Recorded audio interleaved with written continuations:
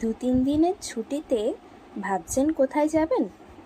আরে মশাই, দীঘা পুরী তো অনেক হলো। চলুন অন্য এক জায়গায় যাই, যেখানে আছে পাহাড়, বন, নদী, ঝর্ণা, সব কিছু।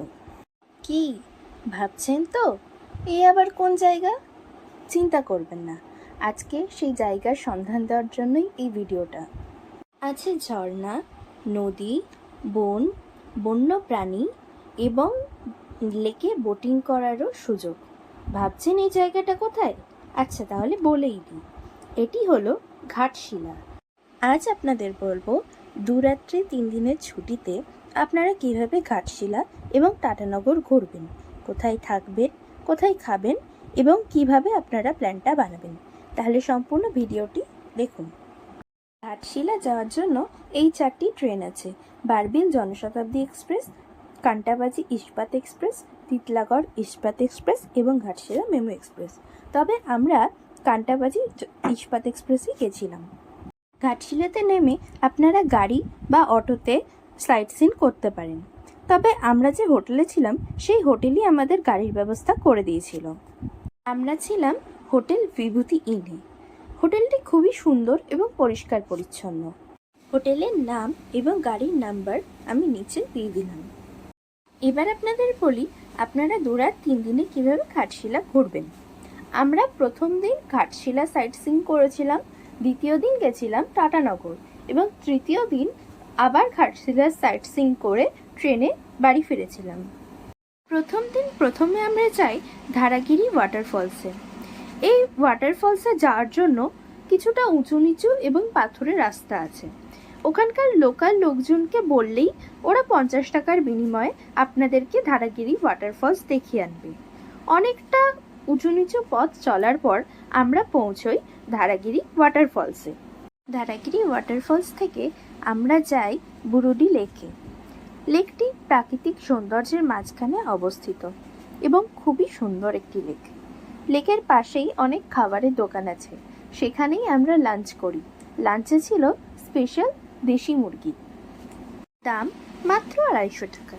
সত্যি এই প্রাকৃতিক সৌন্দর্যের মাঝে বসে গরম গরম দেশি মুরগির ঝোল খেতে বেশ ভালোই লাগছিল। এরপর আমরা চলে যাই চিত্রকূট পাহাড়ে। পাহাড় না, এটি আসলে একটি টিলা। টিলার মাথায় আছে একটি শিব মন্দির। আচ্ছা, ওই দূরে দেখতে পাচ্ছেন একটা ট্রেন যাচ্ছে। জানেন, বিভূতিভূষণ বন্দ্যোপাধ্যায় এখানে বসে লিখেছিলেন পথের পাঁচালী সেই দৃশ্য, অপু দুর্গার প্রথম ট্রেন দেখা। চলুন এবার আপনাদের নিয়ে যাই সুবর্ণরেখা নদীর ধারে। এই সেই সুবর্ণরেখা নদী। নদীর ধারে প্রাকৃতিক শোভা দেখে আমরা চলে যাই রঙ্কিনী মন্দিরে। কিন্তু দুর্ভাগ্যবশত আমরা যে সময় যাই সেই সময় মন্দিরটি বন্ধ ছিল, তাই আমরা ভেতরে ঢুকতে পারিনি। এরপর আমাদের পরবর্তী এবং শেষ গন্তব্য সূর্য মন্দির। সূর্য মন্দিরের পাশেই সুবর্ণরেখার অপরূপ আরেক শোভা দেখতে পাই। সেখানেই সূর্যাস্ত দেখতে দেখতে হঠাৎই শুরু হয় ঝোড়ো হাওয়া, তাই আমরা সেখানে বেশিক্ষণ থাকতে পারিনি। আমরা ফিরে আসি হোটেলে এবং এভাবেই আমাদের প্রথম দিনের ঘোরা শেষ হয়। দ্বিতীয় দিন আমরা যাই টাটানগর। টাটানগরে প্রথম আমরা দেখতে যাই ডিমনা লেক। এটি একসাথে একটি ড্যাম এবং লেক। এই দৃশ্য অপরূপ সুন্দর। ডিমনা লেকের অপরূপ সৌন্দর্য দেখে আমরা চলে যাই Dalma wild life স্যাংচুয়ারিতে। Dalma wild life sanctuary টাটানগরের একটি অন্যতম আকর্ষণ। স্যাংচুয়ারির মধ্যে আছে বন্যপ্রাণী যেমন হাতি, হরিণ ইত্যাদি। একটা হাতি আমাদের সামনে রাখা ছিল, যার নাম ছিল রজনী। তবে আমরা খুব ভালো সময়ে ওয়াইল্ড লাইফ স্যাংচুয়ারিতে পৌঁছেছিলাম। সে সময় রজনী আমাদের সামনেই বাঁধা ছিল, কিন্তু তার কিছুক্ষণ পরেই তাকে নিয়ে চলে যাওয়া হয় ওয়াইল্ড লাইফ স্যাংচুয়ারির ভেতরে, কারণ সেটা তখন তার খাবার সময় ছিল। দলমা ওয়াইল্ড লাইফ স্যাংচুয়ারির ভেতরে আরও অনেক পশু পাখি আছে। এই স্যাংচুয়ারির ভেতরে ঘোরার জন্য ওদের নিজস্ব গাড়ি আছে, বা আপনারা আপনাদের নিজস্ব গাড়িতেও ঘুরতে পারেন। তবে আমরা সময়ের অভাবে ভেতরটা ঘুরে দেখিনি। এরপর আমরা চলে যাই টাটানগরের অন্যতম প্রধান আকর্ষণ চান্ডিল লেকে। চান্ডিল লেকে বোটিং করার অনুভূতি ছিল এক কথায় অসাধারণ।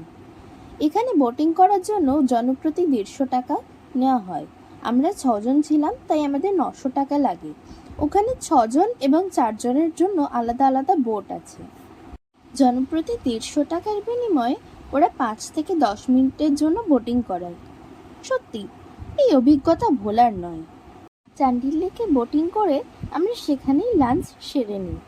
এখানে অনেক ফটোগ্রাফার আছে, আপনারা চাইলে আপনাদের ফটোও তুলতে পারেন, যেমন আমরা তুলেছিলাম। এরপর আমরা যাই সাই মন্দিরে, কিন্তু দুর্ভাগ্যবশত 1টা থেকে 4টে অবধি সাই মন্দির বন্ধ ছিল, তাই আমরা ভেতরে ঢুকতে পারিনি। এটা সাই মন্দিরের বাইরের দৃশ্য। এরপর যাই জুবিলি অ্যামিউজমেন্ট পার্কে। পার্কে প্রবেশের মূল্য 250 টাকা। তবে আমরা যেহেতু আমাদের হাতে সময় কম ছিল, তাই আমরা ভেতরে আর ঢুকিনি, বাইরে থেকেই দেখে নিয়েছিলাম পার্কটা। জুবিলি পার্কের খুব কাছেই আছে টাটা স্টিল জুলজিক্যাল পার্ক, তাই আমরা জুবিলি পার্ক থেকে প্রথমেই আমরা চলে আসি ভাল্লুকের ডেরায়। দেখছেন তো কিভাবে ভাল্লুক বাবাজি এখানে ঘুরে বেড়াচ্ছে। এছাড়াও আমরা আরও অনেক পশু পাখি দেখেছিলাম। ওখানে একটি আলাদা বাটারফ্লাইয়ের সেকশনও ছিল। আচ্ছা, এটা কি বলুন তো, জলে ভেসে বেড়াচ্ছে? বুঝতে পারছি না তো, এটা হলো জলহস্তী। আসলে আমরাই ভুল সময় চলে গেছিলাম, তাই জলহস্তী, বাঘ, সিংহ তখন সবাই খাওয়া দাওয়ার পর তাদের ঘুমের দেশে।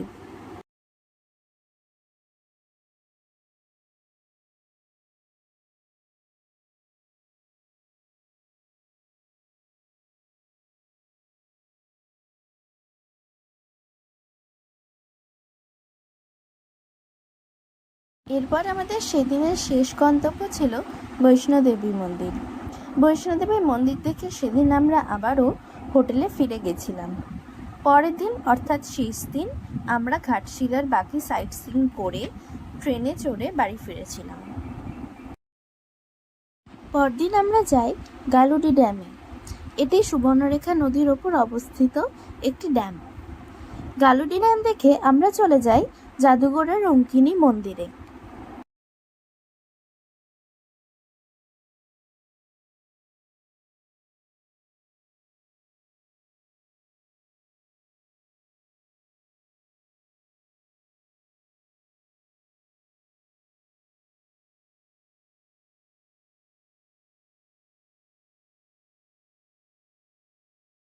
রঙ্কিনী মন্দির থেকে আমরা চলে যাই সিদ্ধেশ্বর হিল টপে।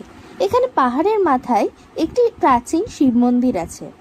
অনেকটা পথ ট্রেকিং করে সেখানে পৌঁছানো যায়, তবে সেদিন খুব রোদ গরম থাকার কারণে আমরা আর উপর অবধি পৌঁছতে পারিনি।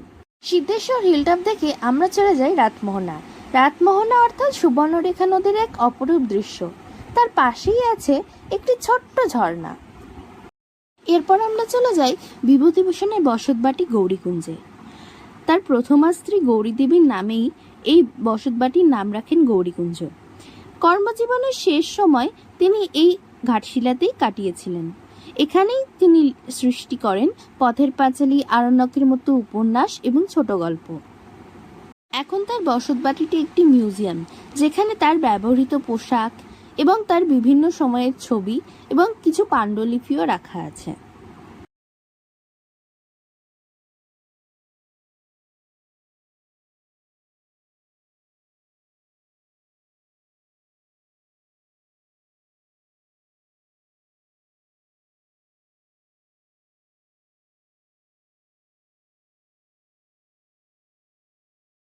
পর আমরা চলে যাই আমাদের ঘাটশিলার শেষ গন্তব্য রামকৃষ্ণ আশ্রমে।